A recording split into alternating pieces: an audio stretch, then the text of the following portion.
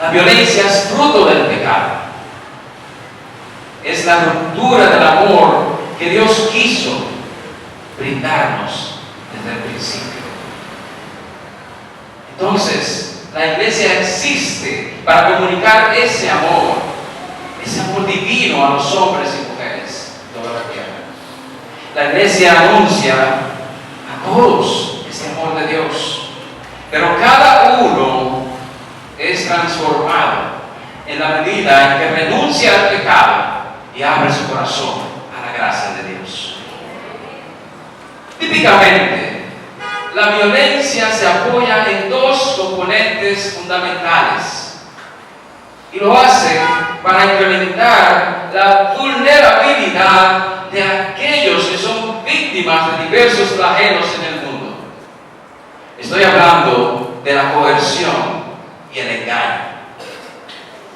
El perpetrador, generalmente un criminal oportunista, es normalmente alguien con cierto poder evidente que observa la vulnerabilidad de las personas y los aborda con supuestas soluciones a un problema previamente identificado.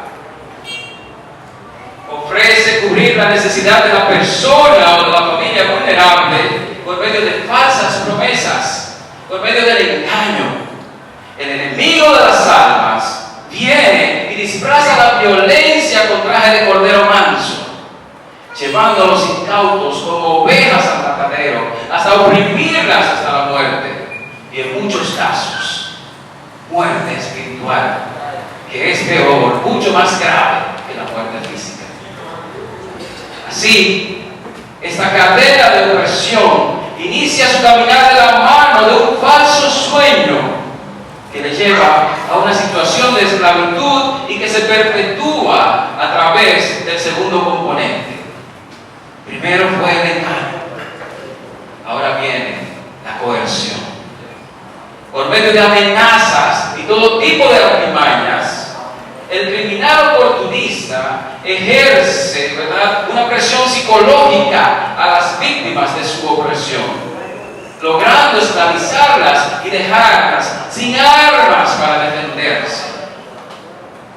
Tristemente, han perdido su dignidad. La dignidad con que Dios les creó fue sesgada. La dignidad con que Dios les creó en el principio, en el Génesis, al género, a la raza humana, es violentada por estos perpetradores, por estos criminales oportunistas que se aprovechan de la situación de vulnerabilidad de personas, familias y comunidades enteras.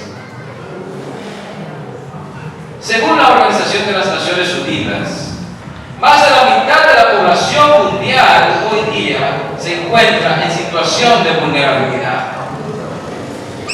Personas y comunidades que están desprotegidas del sistema público de justicia. Estas poblaciones vulnerables son el blanco, son el objetivo, son la mira de aquellos que se sienten por encima de la sociedad y con poder para comprar,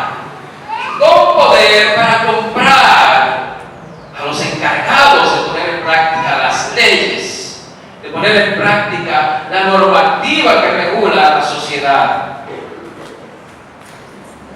Ellos, que son los encargados de apoyarnos, que son los garantes del derecho a vivir la vida en igualdad de condiciones para todos, ricos y pobres, blancos y negros, rojos y morados y todos los otros colores. Ellos, que son los responsables del bienestar general, se vuelven cómplices de los criminales y nadie hace nada. Actualmente, según el Índice Global de Esclavitud de 2015, cerca de 36 millones de hombres, mujeres y niños son retenidos como esclavos. Así como lo están escuchando. Hoy día, en 2016, en pleno siglo XXI, cerca de 36 millones de personas son retenidas como esclavos. La esclavitud hoy es tan seria como lo fue en el pasado. Y dice alguien con mucha autoridad que nunca como antes hay esclavitud en el mundo, pero nunca como antes hay herramientas que Dios ha puesto en manos de su pueblo para rescatar a los oprimidos. La esclavitud moderna le roba la dignidad a las personas oprimidas por el mal. Niños, niñas, adolescentes, hombres y mujeres en todo el mundo sufren lo indecible para salir hacia adelante en medio de un sistema que los maltrata y esclaviza como nunca antes. La esclavitud de hoy viene disfrazada en forma de factorías, viene disfrazada en formas de zonas francas e incluso viene disfrazada en casas de familia. En estos lugares mucha gente sufre opresión y no encuentran quien les libre de esta. Para poner un ejemplo, según la Organización Internacional del Trabajo en su informe mundial sobre el trabajo infantil de 2015, unos 168 millones de niños y niñas son víctimas de explotación laboral en todo el mundo. ¿Qué les parece? Más de 150 millones de niños de menores de edad son esclavizados junto a la explotación laboral. Fábricas de ladrillo, factorías textiles, comercios en mercados, entre otras actividades comerciales, le roban la libertad a esa población infantil que debiera estar bajo la tutela y cuidado no solo de sus padres, sino de la comunidad entera y sobre todo de la iglesia del Señor. Están siendo esclavizados, oprimidos por esos criminales, cómplices de las autoridades en muchos casos, perpetuando su situación que ya es grave desde el principio. Esos niños, en la mayoría de las situaciones y de las ocasiones, ni siquiera pueden asistir a la escuela, porque tienen que trabajar.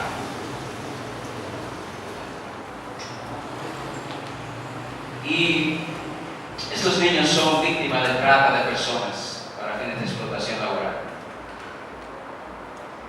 De acuerdo a una publicación aparecida en el Listín Diario en el 2013, octubre de 2013 para ser específico, la trata de personas está clasificada como la tercera práctica criminal más lucrativa en el mundo.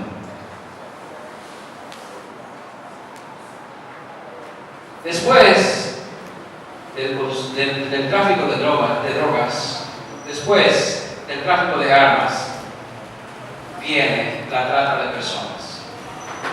Esta actividad criminal número 3 en el mundo que más ingresos deja a los criminales que la realizan.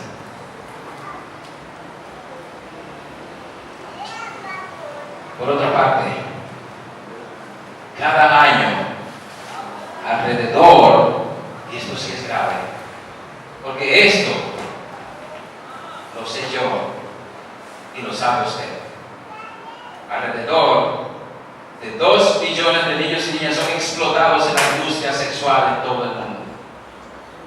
Nuestras comunidades, sobre todo las comunidades playeras, como es el caso de Las Terrenas, son testigos de este crimen. Y oiga otra cosa, para millones más que hoy son adultos, la violencia sexual fue parte de su infancia. Pero nunca hubo nadie que se atreviera a hacer algo para rescatar a esos oprimidos. Los que hoy día, siendo adultos y que vivieron este calvario y están libres de una vida condenada por toda clase de situaciones adversas, son los más dichosos. Pero puedo decirles que en el caso de las niñas, en el común de los casos, cuando son explotadas sexualmente, sobre todo con fines comerciales, al llegar a la adultez, terminan siendo prostitutas si alguien no le tiende su mano a tiempo. En el caso de los varones, en la mayoría de los casos, cuando sufren abuso sexual o explotación sexual en su niñez, la mayoría terminan siendo homosexuales. Y nadie dijo nada. Y nadie hizo nada. La violencia es uno de los problemas sociales que más aquejan a la familia dominicana.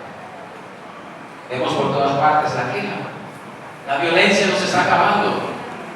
Hay situaciones que han ocurrido aquí cerca, cosas que nunca se habían visto. El famoso caso del extranjero que murió en los Estados Unidos, entre otras situaciones. Las acciones violentas tienen efectos devastadores en la vida. Afectan en lo emocional, afectan en lo espiritual y afectan en el plano de lo físico. Paradójicamente, se podría decir, esto es algo que es chocante, se podría decir que existe mayor posibilidad de que una mujer sea agredida en su propia casa por parte de su pareja que por algún desconocido fuera de su casa. Eso es triste. De igual manera, existe mayor riesgo de que un niño o niña sea abusado sexualmente en su hogar o un allegado de la familia a que lo sea por parte de un extraño. Del mismo modo, la probabilidad de que un anciano sea maltratado psicológicamente por un miembro de su familia es mayor a que esto le suceda por parte de un tercero que no tiene nada que ver con él, que no lleva su sangre, que no lleva su apellido ni su nombre. En República Dominicana, la violencia también está tocando la puerta de la iglesia. De manera sigilosa, a escondidas. Todos estos males afectando individuos, familias y comunidades enteras. En particular, hay una forma de violencia que ha venido esclavizando la vida de cientos, quizás miles de personas de todas las edades de la República Dominicana, y muy pocos le ponen atención. Hablamos de la explotación sexual comercial. Estudios realizados por la Organización Internacional del Trabajo, como les comentaba hace un ratito, revelaron que en nuestro país la explotación sexual comercial de mujeres y niñas es un problema significativo. Tanto así que cerca del 60% de las mujeres que hoy se dedican a la prostitución, lo cual es legal y que tienen lugares destinados para eso y que tienen carnets y permisos de las autoridades para ejercer ese oficio, pero es cuando son adultas que se vuelve legal. Más del 60% de ellas se iniciaron en ese mundo siendo menores de edad. Y eso no es legal. Eso no es legal. Eso es un crimen. Y generalmente hay un tercero que se aprovecha de esa situación. Hay un tercero que cobra dinero. Hay un tercero que le regala un celular. Hay un tercero que le repara la casa. Hay un tercero que le paga una cuota de un préstamo para beneficiarse sexualmente de una menor de edad. Frente a esta realidad, en el año 2014, la Misión Internacional de Justicia, una organización sin fines de lucro, con fundamentos y principios cristianos, desarrolló un estudio de prevalencia de la explotación sexual comercial de niños, niñas y adolescentes en la República Dominicana, con el objetivo de desarrollar estrategias conjuntas entre todos los sectores de la sociedad, sobre todo, junto a la iglesia local, en respuesta al llamado de Dios a buscar la justicia, proteger las viudas y los huérfanos y rescatar a los oprimidos. Este estudio reveló que se identificaron adolescentes en situación de explotación en el 90% de las áreas incluidas en el estudio. De todas las comunidades en que fueron el equipo de investigación a hacer su trabajo de campo, en el 90% se encontró que había niñas menores de edad involucradas en o siendo víctimas de explotación sexual comercial. Y eso es alarmante. Eso no puede ser. Y yo me pregunto, ¿qué vamos a hacer como iglesia de Dios? ¿Qué vamos a hacer como la iglesia del Señor, que es la llamada a lo que hemos hablado antes, a rescatar a las viudas, a socorrer a las viudas y los huérfanos y rescatar a los oprimidos? Esto significa, hermanos, que hay una realidad preocupante en nuestras comunidades. Esto significa que hay una realidad preocupante aquí en las terrenas. Esto significa que la iglesia debe levantarse. La iglesia debe levantarse cual el muro contendor y elevar una voz relevante para cumplir con este llamado vehemente de Dios a practicar la justicia y rescatar a los oprimidos. Y esto se repite muchas veces en la palabra de Dios. Hay una necesidad urgente de actuar, hermanos y hermanas, para juntos construir una nueva generación de niños, niñas y adolescentes libres de explotación sexual comercial en la República Dominicana, pero sobre todo aquí en las terrenas. Mientras rescatamos al mismo tiempo y restauramos al mismo tiempo a los niños, niñas y adolescentes que hoy son víctimas de estos flagelos. Es decir, tenemos una doble misión.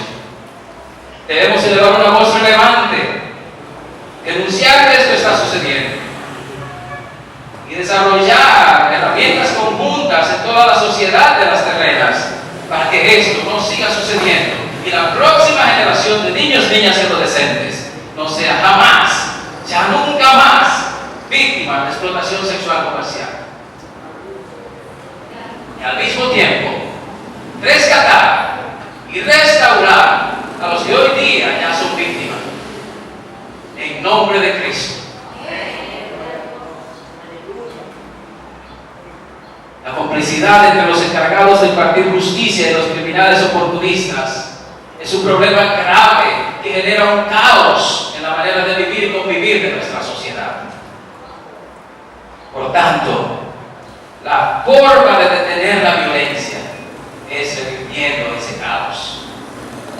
Así, cuando el sistema público de justicia, cuando los encargados de imponer la ley funcionen para los pobres, la violencia ya no tendrá espacio en la sociedad. Y a la luz de la palabra de Dios, los cristianos son los llamados a pararse en la brecha. A la luz de la palabra de Dios, los cristianos son los llamados a pararse en la brecha. Fue así en el pasado y sigue siendo así en el presente, porque la palabra de Dios es la misma ayer, hoy y para siempre. Porque la palabra de Dios permanece. Todo lo demás pasará, pero la palabra de Dios no pasará porque es eterna. Y el llamado de Dios es el mismo ayer y es el mismo hoy. En Miqueas 6:8 la Biblia dice: hombre, Él te ha declarado declarado lo que es bueno, lo que pide Jehová de ti. Solamente, y oigan esto, que es lo primero que el Señor le dice a sus hijos e hijas, solamente hacer justicia, lo primero. Oh, sorpresa. Es lo primero que pide el Señor, hacer justicia. Después, amar misericordia. Y luego, humillarte ante tu Dios. Porque la gloria es de Él. Y todo lo que podamos lograr, practicando la justicia y obrando en misericordia, es solamente para glorificar su nombre. Y debemos hacerlo en respuesta a su llamado, pero tenemos la obligación de hacerlo humildemente delante del Señor. De igual manera, en Isaías 1:17 dice: aprended a hacer el bien, buscad el derecho. En otras versiones que nos leen la Valera dice: busquen la justicia, socorran al agraviado, hagan justicia al huérfano y amparen a la viuda. Pero si eso fue en el Antiguo Testamento, en el Nuevo Testamento también encontramos que se reafirman estas palabras acerca de buscar la justicia, rescatar a los oprimidos y denunciar el mal que afecta a nuestra sociedad. El mismo Señor Jesucristo, haciendo referencia a las palabras de Isaías, dijo en Lucas 4:18-20: el Espíritu del Señor está sobre mí, por cuanto me ha ungido para dar buenas nuevas a los pobres. Me ha enviado a sanar a los quebrantados de corazón, a pregonar libertad a los cautivos y vista a los ciegos, a poner en libertad a los oprimidos y a predicar el año agradable del Señor. Dios no se olvida de los oprimidos. Dios no se olvida de los que sufren. Dios no se olvida de los pobres, y por eso dice: a poner en libertad a los oprimidos. ¿Cuántas veces hemos escuchado predicar acerca de este pasaje? Quizás cientos, tal vez miles. Sin embargo, en muy pocas ocasiones, y tal vez en ninguna, lo hemos visto desde la óptica del llamado de Dios a poner en libertad a los oprimidos de manera literal, en el mundo real. Porque tendemos, hermanos, a pensar que cuando el Señor nos llama a poner en libertad a los oprimidos, se trata de orar por los que sufren, lo cual es el primer paso. Pero la oración debe estar acompañada de acción, porque el Señor está mandando. El Señor dice: vayan, vayan. Observen que el Señor Jesucristo no hizo ni un solo milagro dentro del templo. El Señor Jesucristo iba por las calles, iba por el camino, iba a las casas, iba donde estaba la necesidad, iba rescatando a los oprimidos, iba sanando a los enfermos, iba dando vista a los ciegos. El Señor practicaba ese mensaje que dice: libertad a los oprimidos. Y Él no dejaba que los oprimidos vinieran al templo. No, el Señor Jesucristo iba allá donde ellos estaban sufriendo para liberarlos y sacarlos de las garras del mal.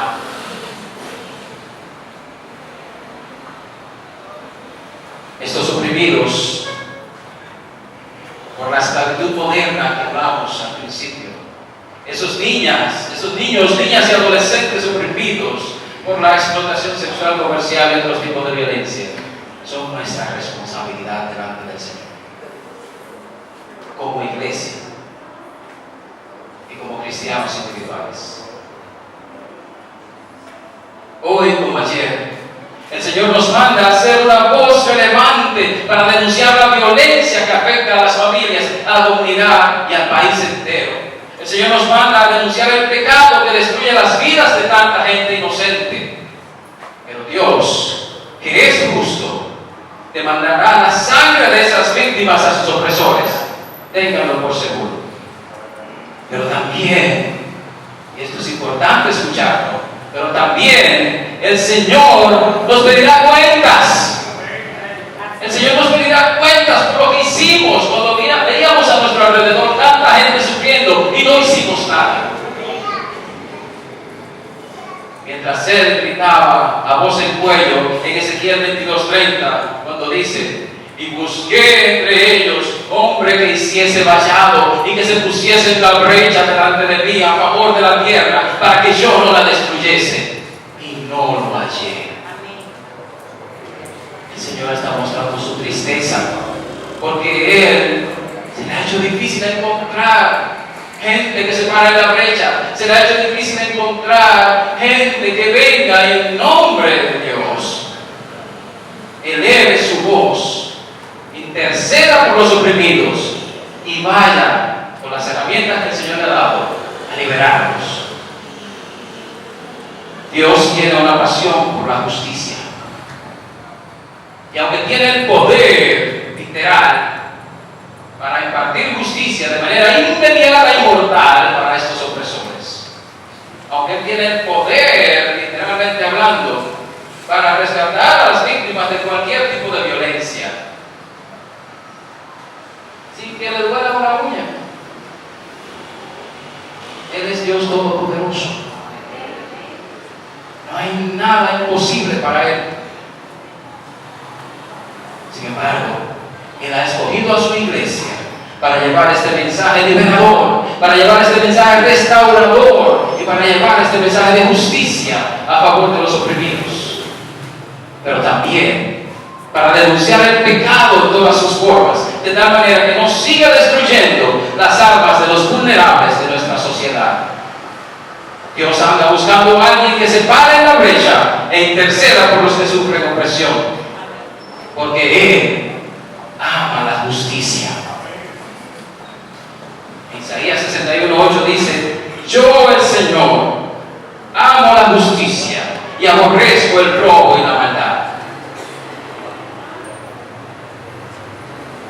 Por ejemplo, cuando vemos la historia del pueblo de Israel, que estuvo sufriendo por 400 años como esclavo bajo la opresión de Egipto,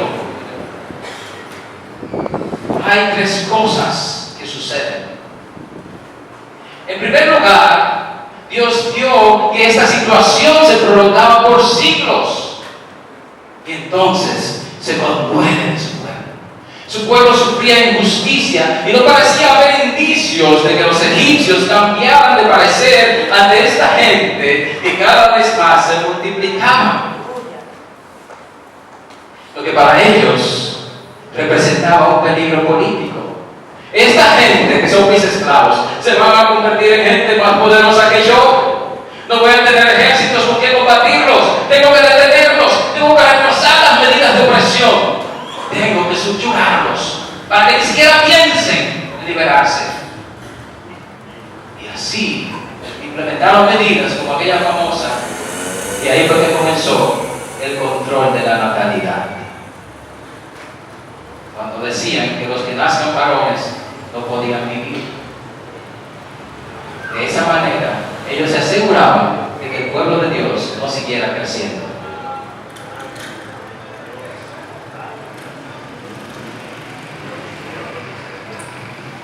De esos que lograron hacer, como ustedes saben, Moisés fue de los muy pocos. De los muy pocos. Pero esto no sucedió porque sí. Dios tenía un propósito. En segundo lugar,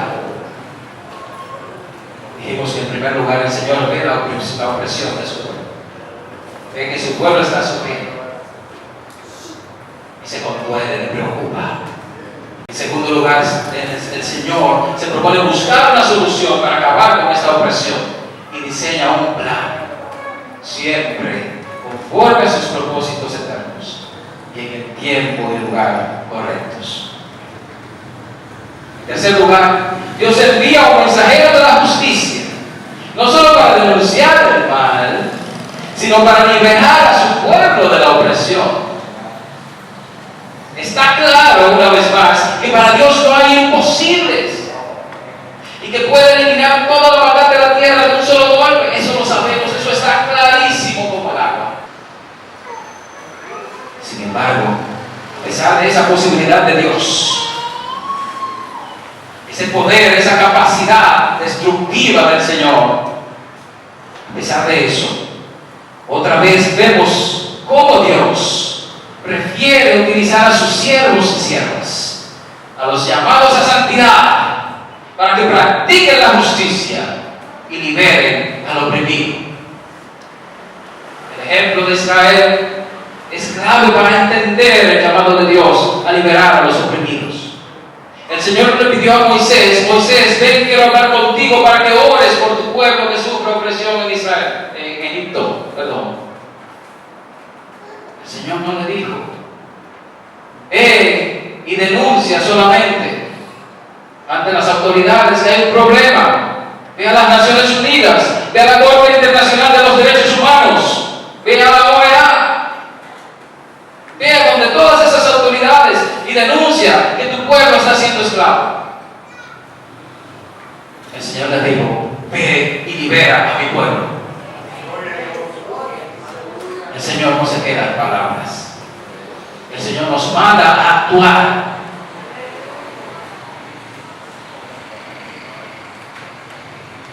Ahora bien, Dios no obra por impulso. Dios no obra de manera improvisada. Dios planea muy bien lo que va a hacer a través de sus hijos. Y por ello es que vemos que Moisés no fue llamado a rescatar al pueblo de Israel de golpe porrazo, sino que tuvo que esperar 40 años mirando cómo su pueblo sufría. Esos primeros 40 años le sirvieron a Moisés para desarrollar esa pasión por la justicia, ese deseo de ver a sus hermanos hebreos ser liberados de esta esclavitud que los estaba matando literalmente. Y fue tanta su pasión que llegó a cometer asesinato. Luego, Dios lo lleva al desierto por 40 años más. Otro proceso. Y allí le enseña lo necesario para estar enteramente preparado para el rol que le esperaba. Y que él mismo ni siquiera, nunca se imaginó que le tocaría. Así que esté preparado, hermano, porque usted no sabe el rol que el Señor está determinando en su sola potestad para usted. Esté preparado, porque el Señor en cualquier momento le va a llamar a utilizar lo que Él le ha puesto por gracia para que vaya en rescate de los oprimidos. Esté preparado, porque el Señor ha decidido que sean sus hijos e hijas los que vayan y rescaten a los que sufren. El Señor trabajó a Moisés cual vasija de barro, hasta formar en él el carácter que buscaba en un hombre para que pudiera liberar a su pueblo de la esclavitud de Egipto. Como vemos, Dios tomó 80 años para formar a Moisés. Lo estuvo moldeando lo suficiente como para dejarlo listo, enteramente preparado para la obra de justicia que el Señor había diseñado para él desde antes de que naciera, y por eso permitió que naciera, y por eso permitió que fuera el río en la canasta, y por eso permitió que la hija del rey, la hija del faraón, lo rescatara, y por eso permitió que él sea formado por estos 80 años hasta la escena famosa de la zarza ardiendo. Para ese momento Moisés tenía 80 años. ¿Qué voy a hacer yo con 80 años ya? Un viejo, una persona sin fuerzas físicas, una persona con limitaciones extremas. El Señor se tardó 80 años para preparar el carácter de Moisés. Así que no te desesperes, el Señor te está formando y Él se tomará el tiempo necesario para formar tu carácter a través de todas las situaciones que puedas pasar en la vida, para que vayas allá y cumplas con su llamado de socorrer a las viudas y a los huérfanos y rescatar a los oprimidos. Pero como Moisés, nosotros también, aún después de haber sido comisionados por Dios, empezamos a ver nuestras limitaciones, nuestra falta de recursos, nuestra falta de conexiones en las esferas del poder allá arriba, donde hay gente poderosa, influyente de la sociedad. La gente que tiene el poder político, la gente que tiene el poder económico. Yo no tengo acceso a esas oficinas, yo no tengo acceso, yo no tengo ninguna conexión ahí. Nos detenemos a ver nuestra falta de preparación. Pero déjenme decirles algo. Dios normalmente no llama a gente preparada. Dios prepara a los que llaman. Dios prepara a los que llaman, y como sucedió con Moisés, el Señor solo pide lo que tienes en la mano. Cuando Moisés empezó a dar excusas, cuando Moisés empezó a hablar de sus limitaciones como impedimento para ir a cumplir con el rol que Dios le había determinado hacer, el Señor le dijo: Moisés viejo, ¿qué tienes en la mano? ¿Y qué tenía Moisés en la mano? Una simple y rústica vara de pastor de ovejas. Ni siquiera era de marca. Era hecha en casa.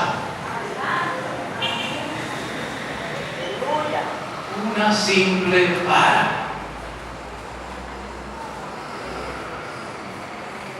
¿Qué tienes en la mano?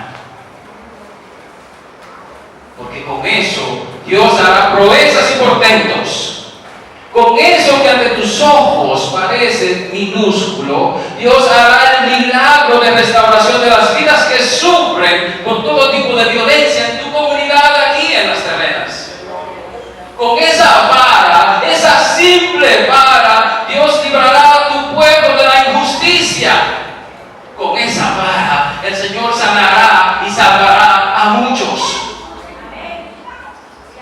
Así que levántate, iglesia del Señor. Levántate y proclama no solo el mensaje de salvación. Levántate y ve a socorrer a las viudas. Levántate y ve a rescatar a los oprimidos. Levántate y denuncia al mal. Y no tengas miedo. No tengas miedo, porque mayor es el que vive en nosotros que aquel que oprime a las almas.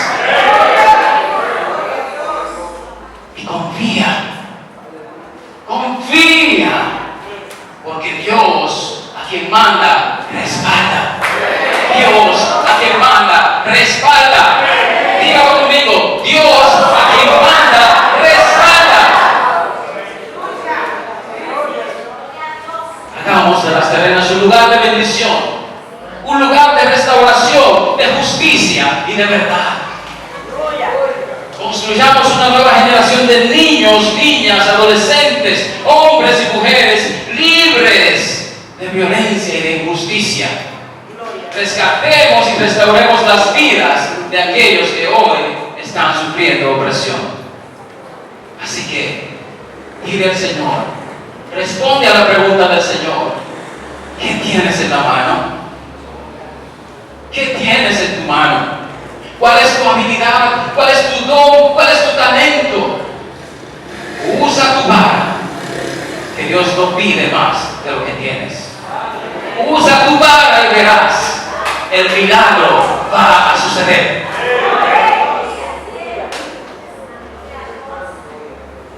El milagro va a suceder. Porque el milagro no es nuestro. El milagro es del Señor. Y Él está trabajando en las terrenas y hace un llamado vehemente a su pueblo a que les acompañemos en la obra redentora que Él ya ha comenzado aquí. Porque Dios no solo quiere la redención del alma. Dios quiere reivindicar la dignidad perdida por aquellos que sufren hoy víctimas de la violencia y de todo tipo de opresión. Dios quiere reivindicar la vida en familia. Dios quiere construir la sociedad que Él pensó desde el principio del Génesis. Y la única institución a la que Dios ha llamado para que sea artífice y constructor junto con Él de ese estado que Él definió desde el principio de la creación es a la iglesia. No hay ninguna otra institución en la tierra que pueda hacer lo que hace la iglesia, porque es la única institución que cuenta con el poder de Dios. La Misión Internacional de Justicia está trabajando fuertemente para enfrentar este mal. Está trabajando en colaboración con las autoridades del sistema público de justicia. Está trabajando en colaboración con las autoridades de las fuerzas policiales. Está trabajando en coordinación con aquellas organizaciones que tienen experiencia en labores con niños, niñas y adolescentes. Pero el mayor deseo de la Misión Internacional de Justicia es trabajar en alianza estratégica con la Iglesia del Señor, porque cuando esos niños, niñas y adolescentes son plenamente restaurados, solamente son plenamente restaurados cuando conocen al Señor y le aceptan en su corazón como su Salvador. El CONANI puede ofrecer un servicio valioso, la Procuraduría General de la República puede ofrecer un servicio valioso, la policía puede ofrecer un servicio valioso, pero ninguno de ellos puede llevar restauración plena a los oprimidos, porque la restauración plena solamente se da cuando el ser humano es salvado para la eternidad con Cristo. Y ese es nuestro llamado en este día. ¿Qué tienes en la mano? ¿Qué tienes en la mano? Que el Señor permita en este día, en lo adelante, podamos estar conscientes de que tenemos una vara. No importa que fuera hecha en casa, no importa que fuera picada con un cuchillito de mesa, no importa que no sea de marca, esa vara la va a usar el Señor, porque no se trata de ti, se trata de Él. Ven. Dios les bendiga. Gracias, Padre. Oremos. Te bendecimos, Señor.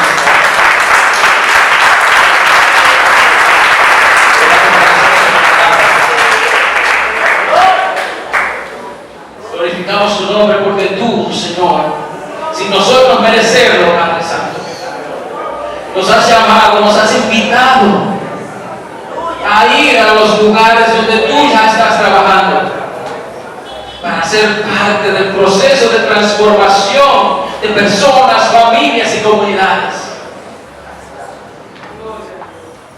Oh Señor, que estas palabras profundicen en nuestros corazones y despertemos a una realidad de que la violencia existe, de que la violencia es real y que la iglesia tiene un rol que cumplir para mitigarla, para reducirla poco a poco, conforme tú vas perfeccionando esa obra hasta el día de Cristo, en cuyo nombre oramos y te damos gracias. Amén.